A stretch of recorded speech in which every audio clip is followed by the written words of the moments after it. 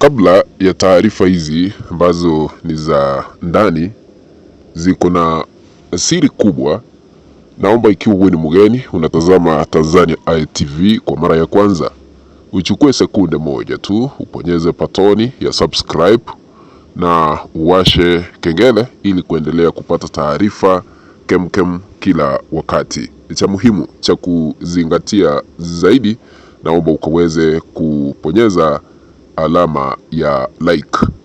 Karibu ili ni kueleze habari zile ambazo zimetufikia hapa Mbeya, taifa la Tanzania. Umoja wa Mataifa ni mwavuli ambao unasimamia mataifa mengi duniani. Umeweza kumwendea rais wetu hapa Tanzania, Samia Suluhu Hassan, Ikulu na kutoa masharti ambayo ni magumu.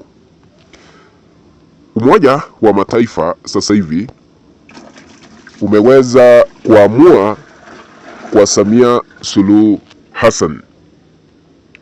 Sasa hivi habari ambazo tuko nazo, kuna masharti ambayo yametolewa na Umoja wa Mataifa kwa Samia Suluhu Hassan. Umoja wa Mataifa umeweza kutoa amri kwa Rais Samia Suluhu Hassan kumwachilia huru kiongozi wa upinzani Tundu Lissu ambaye amezuiliwa gerezani kwa miezi karibu 10 sasa tangu akamatwa mwaka jana tarehe 9 mwezi wa 4 mwaka wa 2025. Habari zile ambazo zimetumwa Ikulu ya Rais Samia kutoka Umoja wa Mataifa ni wazi kwamba Tundu Lissu aachiliwe, Tundu Lissu akabidhiwe huduma za matibabu, Tundu Lissu aruhusiwe kuonana na familia yake. Kwa nini haya yamefikiwa na Umoja wa Mataifa? Kesi ambayo Tundu Lissu ameshtakiwa nayo ya uhaini sio kesi halali. Ni kesi ya kisiasa. Ni kesi ambayo haina msingi wowote. Ndio maana wamelazimika kutoa habari hii kwa Rais Samia Suluhu Hassan akiwa Ikulu kwamba imefika wakati Tundu Lissu anastahili kuachiliwa. Umoja wa Mataifa, hii sio mara ya kwanza kutoa amri kwa Rais Samia Suluhu Hassan kumwachilia huru Tundu Lissu. Hii ni mara ya pili.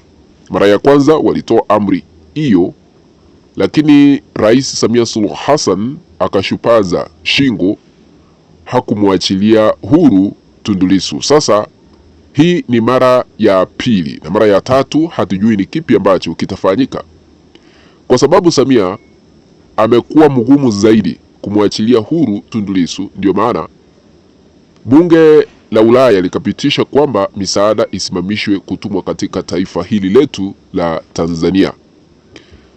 Baadaye tukaona taifa la Marekani likisitisha kutuma misaada haswa ya kushughulikia mambo ya ugonjwa ama ya sekta ya afya. Baadaye tukaona taifa la Uswidi likikatisha msaada kutumwa hapa Tanzania. Baadaye tukaona taifa la Canada likiamua kusema hawawezi kufadhili udhalimu hapa Tanzania, misaada ikasimama. Ni kwa sababu ya Samia Suluhu Hassan. Tundu Lissu alizuiliwa kwa kesi ya uhaini, lakini kwa kusema ukweli ni kwa sababu ya siasa, kwa sababu rais wetu Samia alikuwa anataka aweze kuchaguliwa kuwa rais. Aliona ni ngumu kumshinda Tundu Lissu licha ya yeye kuwa rais wakati huo, baada ya kuachiwa mamlaka na mwenda zake John Pombe Magufuli ambaye aliweza kututangulia mbele za haki. Sasa hivi hata kesi ile ambayo inaendelea mahakamani ni wazi kwamba hamna ushahidi wa kutosha, na hata jamhuri imeshindwa kutoa ushahidi ambao unaweza kumfunga ama unaweza kutoa uamuzi mkali kwa Tundu Lissu. Mara jamhuri inaomba kuongeza ushahidi, inakatazwa, iwezi, kwa sababu mashahidi wale ambao waliweza kutolewa mara ya kwanza ndio wanastahili kupeana ushahidi, na wakati wanapotoa ushahidi mahakamani Dar es Salaam wanashindwa cha kufanya. Wanapoulizwa maswali hawaelewi, kumaanisha ni kesi ambayo Tundu Lissu aliweza kuwekelewa licha ya yeye kuwa mwanasiasa maarufu hapa Tanzania. Sasa Samia ameshindwa pa kuchifija, kwa sababu tangu ajitangaze kuwa mshindi kupitia tume ya uchaguzi aliweza kuapishwa chini ya ulinzi mkali wa kijeshi na uwanja wa kijeshi.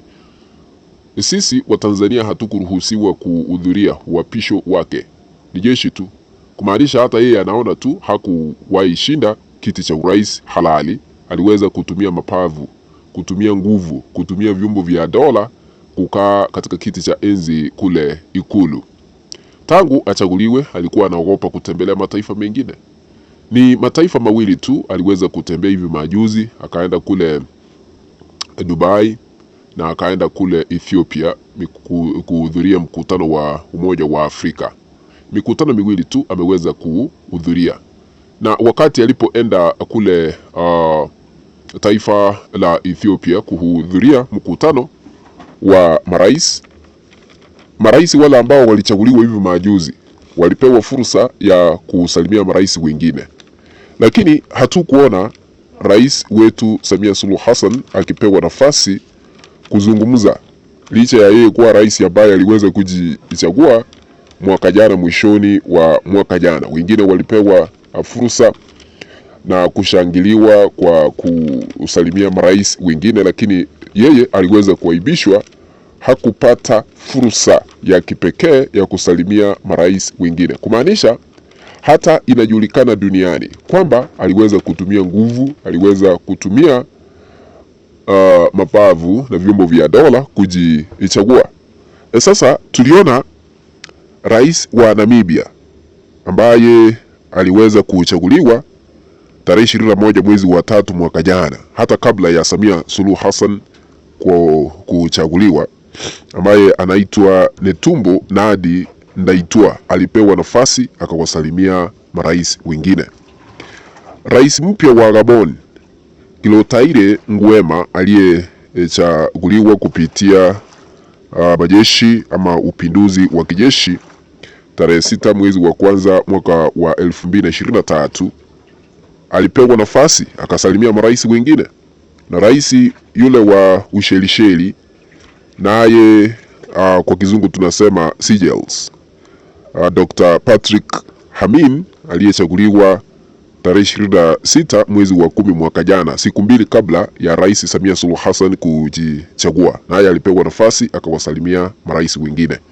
Lakini Suluhu hata kutambuliwa kama ni rais wa Tanzania hakutambuliwa, kumaanisha inajulikana na huenda atawekewa vikwazo vingi zaidi. Mliona taifa la Marekani liliweza kuweka vikwazo na kusema visa haziwezi kutolewa kwa Watanzania. Watanzania hawawezi sasa hivi kuruhusiwa, hata mimi siwezi kutoka hapa Mbeya Tanzania niende kule Marekani, kwa sababu tuliweza kuzuiliwa na serikali ya Donald Trump kufuatia ukatili, mauaji, ukandamizaji ambao uliweza kushuhudiwa hapa Tanzania baada ya vifo vingi kuripotiwa, na ni kwa sababu ya rais wetu Samia Suluhu Hassan.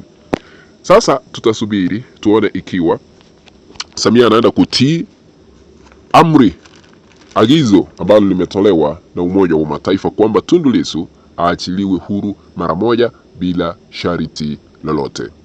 Naomba kutamatishia hapo, lakini ikiwa hauja subscribe, chukua sekunde moja tu uponyeze patoni ya subscribe na uwashe kengele, ili wakati tunapoweka kanda za asiri utakuwa unajua tu tumeweka kanda ya kutazama. Asanteni sana, tukutane baadaye.